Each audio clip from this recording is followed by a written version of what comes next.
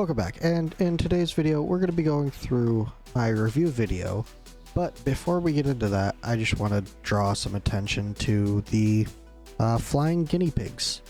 I don't know what they have to do with the anniversary, but I noticed them today. I'm sure other people missed them like I did, but I just thought that was an interesting thing. But this video is data as of the 27th of April. I don't know if that's fully accurate from some of the records they have in here, but I have the video right here, so we'll go ahead and kind of watch through this real quick. It's pretty cool the way they did this little animation for this, similar to stuff that Raid has done in the past. But since they've started poking some fun at Raid, I mean, it makes sense that they would do something that's successful. So apparently I started October 14th in 2023. So I've been playing for just about 2 years now. Yeah, 562 days. And I have 211 heroes. With Jira being my highest BP. I think that has changed. Let's double check real quick. Let's go ahead and do that. And I believe Ingrid has gotten higher at this point. I'll see that when I gear up for GVG. So I have 29 hero skins. I have not gotten all of them. Like Boreas I've skipped, Valderon I've skipped, Araka I've skipped, and Praetus I've skipped. Actually, like all 4 of these and this one I have skipped. I believe a lot of the other ones we got for free. So now, this is an interesting one. This is only data from last year, but my highest damage dealt was Kigiri at this absurd number here. But the highest damage taken was also Kigiri. That's the crazy thing to me. He has apparently out-tanked my tanks. And I've seen Eunomia show up as highest HP healed for a lot of people. I think this is due to how her heal works. Now, for reference, the way she heals is she kind of throws a healing orb at ally, and this orb will bounce an extra 2 times, with each bounce granting attack-based healing with to an ally with 35% healing multiplier. Now, the thing is, this doesn't say if needed. It just says it heals them. So I'm guessing that extra healage, because she's always doing it no matter what, I imagine that's probably why her healing is shown as so high. Other healers will stop healing or not do the heal, or won't get numbers to appear over the head of allies if they're not actually healing. Eunomia, I believe, does work slightly different.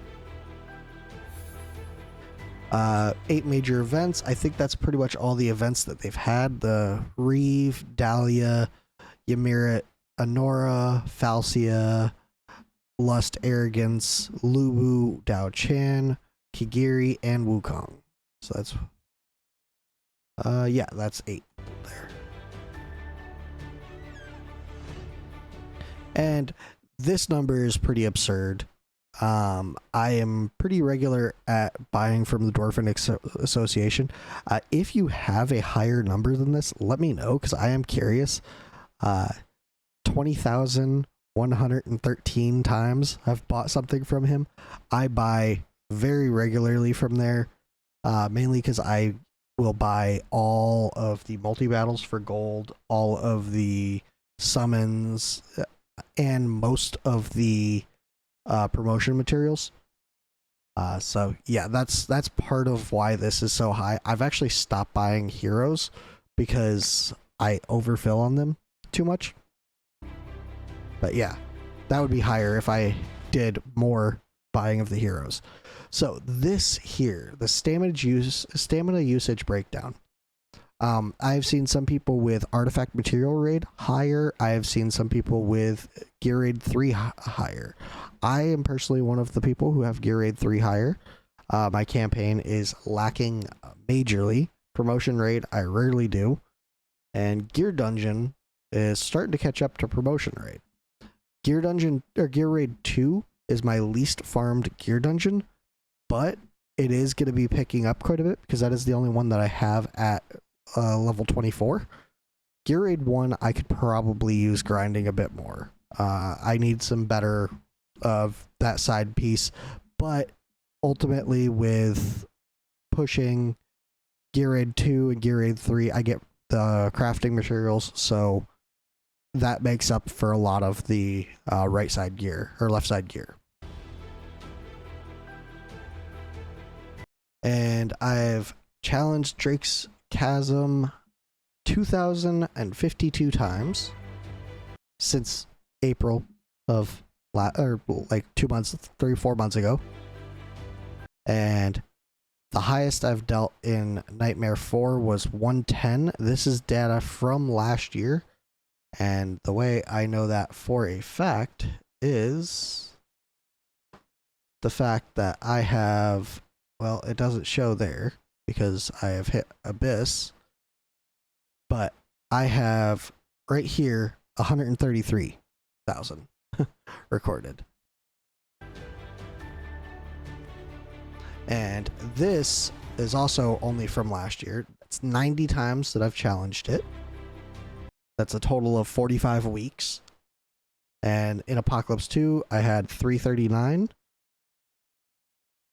Well, that has now changed as well, because last week, I think it was, I got my top record of 425, almost 100k more than that. And this netted me like rank 16 or 17 in the global leaderboard, so that was pretty cool. All right, and Immortal Codex, I honestly should push this farther. The healing one, I should be able to do triple S. The tank one, I should also be able to triple S. This one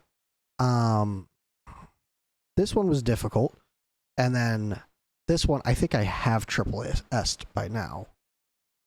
Let's see.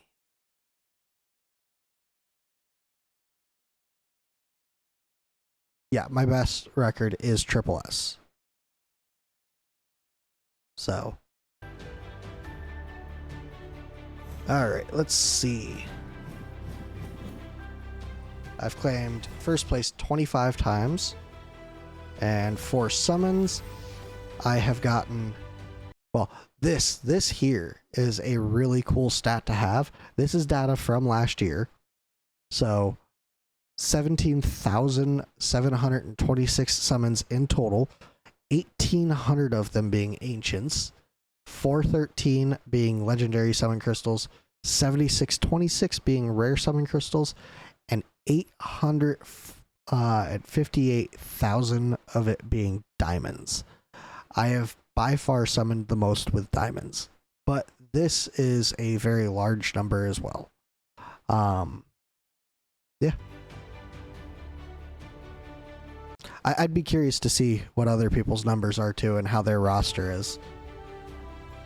So, this back on March 22nd, 2025, I got 3 legendaries in a single 10x summon.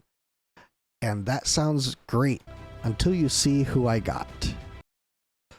Kira, Morgan, and Aurum. Kira, they were all dupes on this one. And Morgan was the only one that was good, and I still don't think I've awakened her. Because honestly, I don't use her. If she got buffed to do better damage, that might be a different story. But let's see. Yeah, I still haven't even woken her. The other one's sitting right here. I mean, she's a cool unit and all, but she's kind of useless. She doesn't do much for damage. And the other two, they speak for themselves. So, gear crafting. Oh, nope, not gear crafting. So I have 404 ancient mythic gear. So, you know, the ancient mythic gear is not found. And 49 variant mythic gear. Now these two numbers have gone up since then. But yeah, I mean, that's pretty cool to have hard numbers on that. I would like to see how many times I've crafted, and along those lines. That would be a pretty cool stat to have. And that is the end of the recap video. So definitely let me know what yours is looking like. The other nice thing about the review video is if you don't want to watch the video, you might as well, because you get rewards for it. You can actually look through and look at the different stats.